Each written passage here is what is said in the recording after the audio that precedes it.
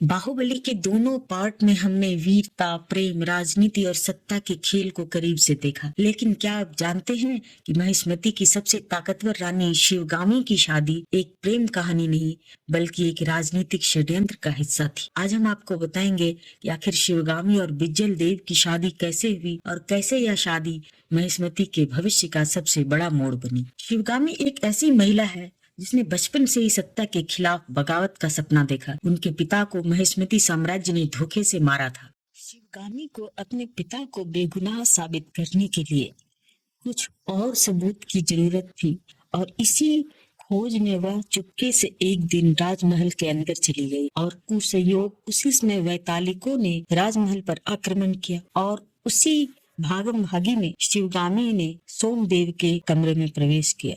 इससे पहले कि विद्रोही राजा सोमदेव पर आक्रमण करते, उनके बीच शिवगामी आ गई और संयोग से राजा सोमदेव को बचाने का यश शिवगामी को मिल गया। राजा सोमदेव के दरबार में ऊपर से तो सभी चाटुकारी कर रहे थे, लेकिन अंदर ही अंदर ज्यादातर मंत्री उनकी ही विरुद्ध षड्यंत्र कर रहे थे। स्कंददास जैसे ईमानदार महाप्रधान की हत्या भी उनकी ईमानदारी के कारण ही हो गई। शिवगामी को राजा सोमदेव ने पुरस्कृत किया और वह पुरस्कार था उसके पिता से जो जमीन छीन ली गई थी वह उसे वापस दी गई और उसे वही पद दिया गया जिस पद पर उसके पिता थे। शिवगामी यह पाकर बेहद खुश हुई। महादेव एक दयालु, न्यायप्रिय और शक्तिशाली शासक के रूप में जाने गए। महादेव को विक्रम देव की उपाधि मिली थी। महिष्मती के इतिहास में कुछ ही राजकुमारों को विक्रम देव की उपाधि मिलती थी। वह उपाधि जो सबसे वीर राजा अथवा राजकुमार को मिलती थी। महादेव को ही बाद में राजा विक्रम देव के नाम से जाना गया।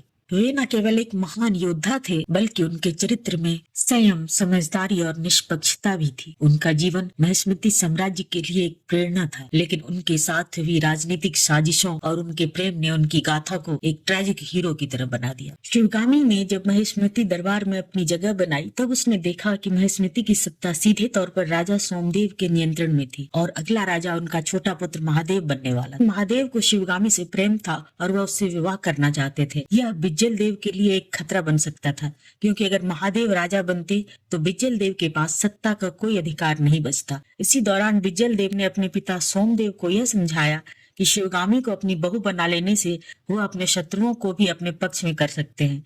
राजा सोमदेव ने यह प्रस्ताव रखा कि शिवगामी का विवाह बिज्जल देव से कर दिया जाए ताकि वह महिष्मती साम्राज्य की महारानी बने, लेकिन सत्ता के वास्तविक सूत्रधार राजा के हाथ में ही रहे। शिवगामी ने भी यह समझ लिया कि वह विवाह उसकी महत्वाकांक्षा को पूरा करने का एक साधन हो सकता है।